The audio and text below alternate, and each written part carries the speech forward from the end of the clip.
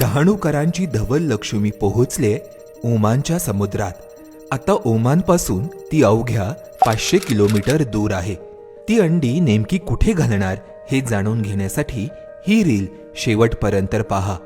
कांदळवन कक्षाने भारतीय वन्यजीव संस्थांच्या सहकार्याने आणि WCAWAच्या मदतीने 20 नोव्हेंबर रोजी धवल लक्ष्मीला सॅटेलाइट टॅग लावून समुद्रात सोडलं होतं. तेव्हापासून आजपर्यंत तिने साधारण 2500 किलोमीटरचा प्रवास केलाय. या प्रवासात ती समुद्रात 250 मीटर खोलीवर देखील जाऊन आली आहे. सध्या ती ओमानच्या एक्सक्लुझिव्ह इकॉनॉमिक झोनच्या सीमेवर आहे. प्रत्येक देशाचा एक एक्सक्लुझिव्ह इकॉनॉमिक झोन असतो.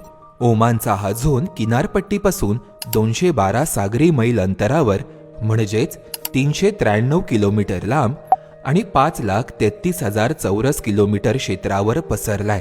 या क्षेत्राच्या पुढे ओमानचा कॉन्टिनेंटल शेल्फचा परिसर आहे. हा परिसर धवल लक्ष्मीने पार केलाय. ओमानच्या किनाऱ्यावर सागरी कासवांच्या 4 प्रजाती या वीण करतात. त्यामधील लॉगरहेड आणि ग्रीन सी टर्टलला सॅटेलाइट टॅग लावण्यात आले होते. यामधील लॉगरहेड कासवाने पाकिस्तानपासून येमनपर्यंत प्रवास केला होता, तर ग्रीन सी कासव दक्षिणेकडे मालदीवपर्यंत जाऊन आले होते. मात्र तिथल्या हॉक्सबिल आणि ऑलिव्ह रिडले कासवाच्या स्थलांतराची माहिती त्यांच्याकडे उपलब्ध नव्हती. परंतु आता धवल लक्ष्मी कासवाच्या या प्रवासामुळे ऑलिव्ह रिडले कासवांच्या स्थलांतराबाबत सुस्पष्टता येऊ शकते. यापूर्वी दक्षिण कोकणात सॅटेलाइट टॅग केलेल्या 7 ऑलिव्ह रिडले कासवांनी दक्षिणेकडे प्रवास केला होता.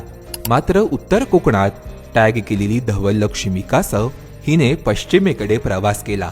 यावरून उत्तर कोकणातील ऑलिव्ह रिडले कासव ही ओमानच्या सागरी परिक्षेत्रातून, तर दक्षिण कोकणातील कासव ही हिंद महासागरातून येत असल्याची शक्यता आहे. स्थलांतराच्या या प्रवासाचा विणीच्या अनुषंगाने विचार करायचा झाल्यास असे दिसते की उत्तर कोकणात म्हणजेच मुंबई पालघरमध्ये समुद्री कासवे अंडी घालण्यासाठी येत नाहीत. त्यामुळे धवल लक्ष्मी ही ओमानमध्ये अंडी घालून त्यानंतर उत्तर कोकणापर्यंत स्थलांतर करत असल्याची शक्यता आहे.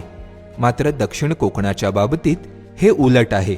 इथे हिंदी महासागरामधून ऑलिव्ह रिडले कासव ही दक्षिण कोकणात अंडी घालण्यासाठी येतात.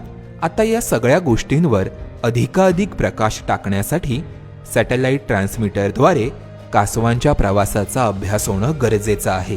पाहत रहा आणि फॉलो करा MHA MTB वाईल्डलाईफ.